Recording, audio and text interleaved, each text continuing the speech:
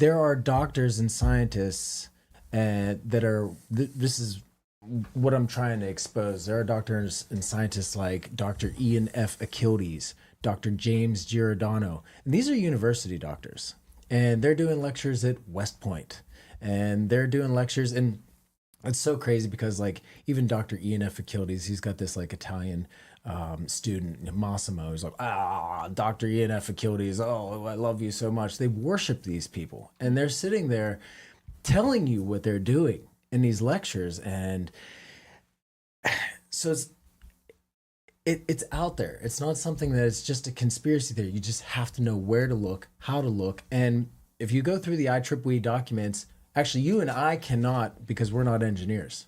You have to be an engineer to have access. And then some of these documents cost anywhere from $30 to $300. I have friends that are engineers, electronic engineers. They've given me access to that. I don't even know if this is, I don't want to out anyone, but yeah. So I have access to some of these documents, and it is real. Like if you type in CERN, White Rabbit, IEEE, or energy harvesting from the human body, IEEE, it comes right up on Google. You'll see it. That sounds so nefarious. Yeah. And they're using Like three energy different types of harvesting. energy harvesting from the human body, IEEE. You see that they're using 3 different types of nanobiosensors that are already in your body: piezoelectric, thermoelectric, and electromagnetic. Can we prove that? Can you share something with them? Yeah. Okay, so the human body, the human body itself, the way that God, the way that God made it, the human body generates and possesses no ability to create a magnetic field, meaning that we weren't built like adamantium, like Wolverine, right? Mm-hmm. I'm going to take this simple paperclip. He works a very healthy diet. I've seen the way he eats. Organic, he gets his own sourdough bread, which means if he's eating organic and watching everything that's going in, he buys grass-fed, grass-finished beef. I take methylene blue and calcium EDTA on a daily. I am now getting him on the regimen. I'm going to take this paperclip and I'm going to give it to Seth, and I would like Seth to demonstrate for you. Well, what happened was in 2021, I started documenting the injection point for everybody being magnetic. We all saw the videos, you know. And actually, Owen was the one that broke this news. He was the first person. I thought I was losing my mind when I found out that everyone is magnetic.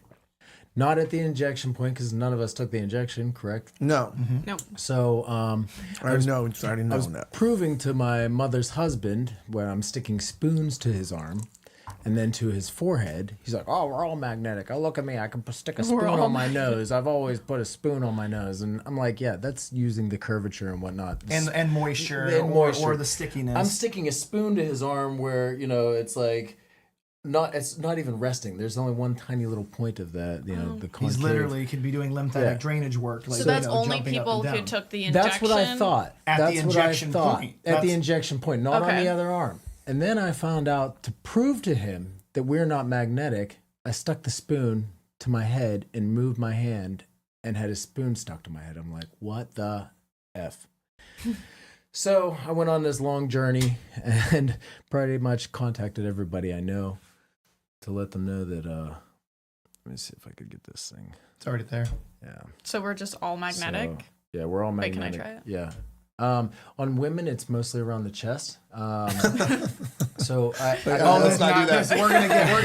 We're gonna get so many views on this video. Coins are good. Keys are great. Does anybody have a key on them or anything? Like No. That? No, I'm traveling. Well, quarters are great. Even non-ferrous materials like aluminum. I've had aluminum cans. I've had orgonite. I'll send some photos over of my research so you can post some of those. The AirPods that are little magnetic AirPods, you know, stick right to the forehead. It's pretty wild. Mostly on the males, it's right here on the sides of the head, right here. Females, right here. I've seen phones. We've seen cell phone. phones. Just You literally take a phone and go like that. The girls can literally lean forward and go like this. And the one thing that I want to make sure that we're telling people is, if you see this, please, let me see your metal cup here. There's no magnet on this, right? This is actually metal. So what Seth was demonstrating, the magnetism is inside of us. So this isn't a magnet. This isn't sticking to some metal that was, you know, in some, because I understand people would come up and they go, well, if you take a magnet and you put it to a meat, if that cow had a lot of corn and there was a lot of iron in there, that's not what it is. It's called magnetofection. Correct. Magnetofection is being caused by, transfecting cells. So transfecting cells will also allow things across the cell membrane that normally would never be allowed. There's a chemical company in Berlin, Germany called Chemicell, CHEMICELL.com.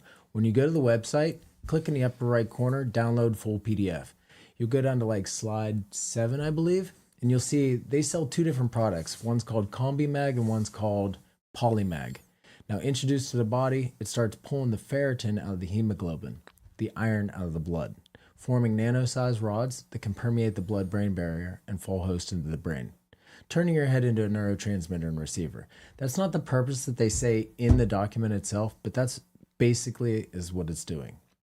So with this, they're saying, oh, this is nanomag screen. This is great for nanomedicine. Nanomedicine, yeah, that's how they're selling it to you for your safety. Do you know what I mean? But like I said, this is all weaponized against us. Multifaceted agenda. I have a question. Mm-hmm. Do you think that maybe some of the people who are behind this are just trying to, in a way, use it for good by making humans just live longer or live forever? But there might be some like transhumanist agenda behind that. It's a very transhumanist agenda. Yeah. Because, you have people like Yuval Noah Harari and, Sam Altman, Larry Ellison. And, they want to upload their consciousness. They will be AI gods that will dominate us. We already have nanobiosensors. All 4 of us at this table have nanobiosensors in our body. They are being monitored. According to the IEEE documentation, they self-assemble using electromagnetic frequency. So we're being hit with particles that aren't assembled. Once in the body from breathing it, drinking it, eating it, whatever. With the electromagnetic frequency, they assemble within the body and become the nanobot. It's not a nanobot that you're being exposed to. They become the nanobot once they self-assemble. Okay, so that's what I was going to say. So they're giving you some sort of like an inhalant or some sort of an aerosol, and then this is mimicking some sort of a natural, molecule in your body, or just some sort of a lipid or something like that. And it's penetrating through. This is what I don't understand. So if the EMF signal or the control signal can cause a form shift, right, of the particle, what is guiding the particle through the membrane barrier to its target destination? Because obviously sometimes that could be hard to predict. And I mean, that's a technological, that'd be hard if it's so small, right? Nanomaterials are so small, they're in between interstitial fluids, in between Correct. cells. But how would it get delivered to us? Let's say we want to be delivering that inside of the cell. How are we going to get the body to recognize, and like, why would a lipid not just integrate into the bilayer? Why would it transfer, let's say, into the cell? Like, why would it behave outside of its normal position inside of a cell? Like, I don't understand, because it's like, well, what's the point of it? So does it go into the bilayer, and then you put an EMF signal, and then it changes form that bursts the cell or something like that? Or like, I'm just kind of confused on like what this actually is doing. They all have different purposes. Okay. Each and every single particle and each and every single one. I see like, I love a certain gentleman who's selling toothpaste that has nano silver in it. I love his rough, gruff voice, whatnot, but I just want to like shake him and be like, dude, you're selling something that there are silver nanobiosensors. There are zeolite nanobiosensors. There are gold nanobiosensors.